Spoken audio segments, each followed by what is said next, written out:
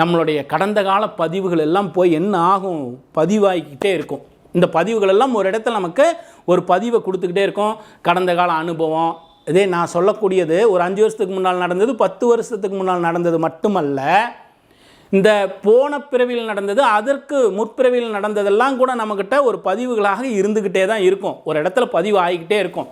இந்த பதிவுகள் எல்லாம் என்ன செய்யும்னா, மனம் ஒரு இடத்துல முடிவெடுக்க முடியாமல் தடுமாறும்ல, மனம் தடுமாறும். இதை என்ன செய்கிறதுன்னு தெரியலையே, இதற்கு சரியான விடை கிடைக்கலையே, இந்த இடத்துல நம்ம என்ன செஞ்சால் நமக்கு நன்மையான பலன் இருக்குங்கிறதெல்லாம் தெரியாது.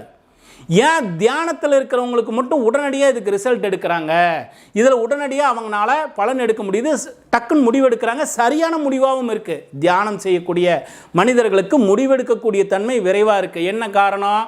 இவர்களுக்கு ஏற்கனவே இந்த தியானத்தால் என்ன நடக்கும், ஒரு மனம் போராடுகின்ற பொழுது ஒரு சூழ்நிலை, சரியில்லாத சூழ்நிலை